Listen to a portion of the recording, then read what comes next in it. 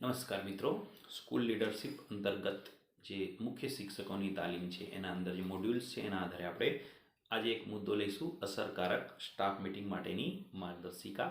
તો અસરકારક સ્ટાફ મિટિંગથી શું ફાયદા થાય અને શું કરવું શું ન કરવું, અને તમામ આચાર્ય એટલે કે મુખ્ય શિક્ષકો પોતાને મિટિંગ બાબતે પૂછી શકે એવા 10 પ્રશ્નો આપણે લઈને આવ્યા છે, જેના આધારે તમે સમજી શકશો કે મિટિંગનું શું મહત્ત્વ છે અને કઈ રીતે શું એમાં આપણે કરી શકીએ છીએ. તો સૌપ્રથમ તો આપણે મિટિંગ, એક અસરકારક મિટિંગનું પરિણામ શું છે એ આપણે જોઈશું. ત્યાર પછી શું કરવું શું ન કરવું, કઈ રીતે એની બાબતો છે એની ચર્ચા કરીએ. સૌપ્રથમ તો આપણે વાત કરીએ તો એક કોટ આપણે લઈશું. એમાં અબ્રાહમ લિંકન જે અમેરિકાના પ્રથમ રાષ્ટ્રપતિ હતા, એમણે એવું કીધું હતું કે જો તમે મને ઝાડ કાપવા માટે 6 કલાકનો સમય આપશો તો હું 4 કલાક તો મારી કુહાડીની ધાર કાઢવામાં વિતાવીશ. એટલે કે પોતાના સ્ટાફને આપણે તૈયાર કરવાનો છે, એનાથી આપણી શાળાનું કામ એકદમ સરળ બની શકે. તો મિટિંગ પહેલાં આપણે નેતૃત્વનું આત્મમંથન કરીશું. એટલે કે આપણે પોતાને 10 પ્રશ્નો પૂછીએ, એનાથી આપણને ખ્યાલ આવશે કે હું સ્ટાફ મિટિંગ માટે પૂર્વ આયોજન કરું છું. બીજું છે કે શું મિટિંગ પહેલાં એજન્ડા સ્પષ્ટ કરીને હું સૌને જણાવું છું?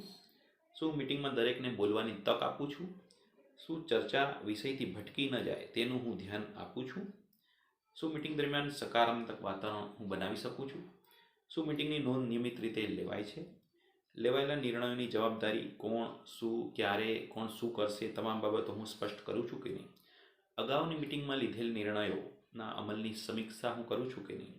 નિર્ણયોના અમલ માટે હું ફોલો લઉં છું કે નહીં?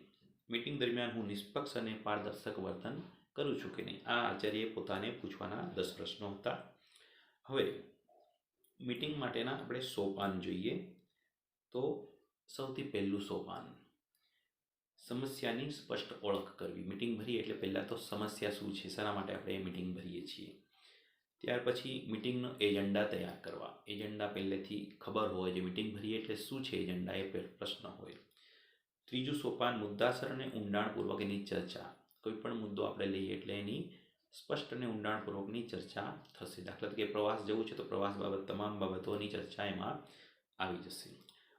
ચોથું સોપાન, ઉકેલ માટેની રચના અને આયોજન. કોઈ પણ તકલીફ હોય, પ્રશ્ન હોય, એનો ઉકેલ કઈ રીતે કરવો. સોપાન 5, મિટિંગની વ્યવસ્થિત નોંધ. આપણે સ્ટાફ મિટિંગની જે નોટ છે એટલે પ્રોસિડિંગ બુક છે એની અંદર નોંધ કરી દેવાની કે આ વિષયની આ બાબતે ચર્ચા કરવામાં આવી, આના નિર્ણય લેવામાં આવ્યો, આ સ્ટાફ મિત્રોએ આ રજૂઆત કરી કે પછી એના ઉપર શું કરવાનું છે, તમામ બાબતો.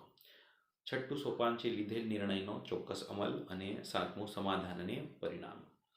એટલે એક્ઝામ્પલ તરીકે અમુક સમસ્યાઓ, દાખલા કે નબળું શૈક્ષણિક પરિણામ છે, ફેલેનનું અમલીકરણ છે, શિસ્તના પ્રશ્નો છે, આવા બધા પ્રશ્નોની આપણે ચર્ચા કરી શકીએ છીએ. ત્યાર પછી હવે એમાં મુખ્ય બાબત છે એ આપણે લઈએ. સોપાનની વાત થઈ ગઈ. ત્યાર પછી શું ન કરવું. મિટિંગ આપણે ભરીએ તો શું ન કરવું. તો એમાં કારણ વગરની મિટિંગ રાખવી નહીં. પગાર કેન્દ્રના આચાર્ય હોય તો વારંવાર એક નાની નાની બાબતમાં આપણે શિક્ષક મિત્રો કે આચાર્યોને બોલાવી લઈએ, અથવા તો સ્ટાફવાળાને ચાલો મિટિંગ એમ કરીને 1 કલાક બગાડી દે, એવું કરવું નહીં. એજન્ડા વગર ચર્ચા ન કરવી. કોઈ પણ એજન્ડા વગર ડાયરેક્ટ કોઈ પણ વસ્તુની ચર્ચા ન કરવી. અંગત મુદ્દાઓ વચ્ચે ન લાવવા અને બૂમો પાડીને વાતો ન કરવી. આ બધું તમે શું ન કરવું એમાં આવશે. પણ ખાસ કરીને શું કરવું, તો મિટિંગ માટેની પૂર્વ તૈયારી કરી દેવી. પહેલેથી આપણી મિટિંગમાં શું ચર્ચા કરવાની છે, આચાર્ય તરીકે તૈયાર હોવું જોઈએ.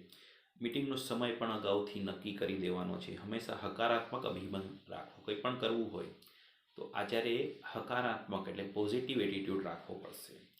એજન્ડા તૈયાર કરીને સૌને પહેલાં જાણ કરી દેવાની છે.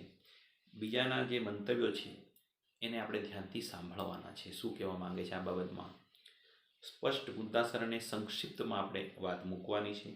લેવાયેલા નિર્ણયોની વ્યવસ્થિત આપણે નોંધ કરવી અને નિર્ણયના અમલીકરણ માટે દરેક સ્ટાફ મિત્રને આપણે જવાબદારી સોંપી દેવાની છે. આ રીતે મિટિંગની અંદર તમે કામગીરી કરી શકો છો. આપણે અસરકારક સ્ટાફ મિટિંગ માટેની જે માર્ગદર્શિકા માટે નોટબુક LM દ્વારા આપણે એક ઇન્ફો ચાર્ટ પણ બનાવ્યો છે, એ પણ તમે જોઈ શકો છો સ્ક્રીન પર. તો આ રીતે સોપાન 10 પ્રશ્નો અને મીટિંગનું પરિણામ શું આવે તો શાળા એક સ્વયં શિસ્ત સંસ્થા બને, શૈક્ષણિક સ્તર FLN પર ધ્યાન કેન્દ્રિત થાય, દરેક સભ્યની વ્યક્તિગત જવાબદારી આપણે સોંપી શકીએ છીએ, સમસ્યાઓનું સમાધાન અને સ્પષ્ટ અને સમયબદ્ધ બને છે. સમગ્ર શાળામાં પ્રેરણાત્મક વાતાવરણનું નિર્માણ કરી શકાય છે. Thank you very much. આ વિડીયો આપણે અહીંયા પૂર્ણ કરીએ.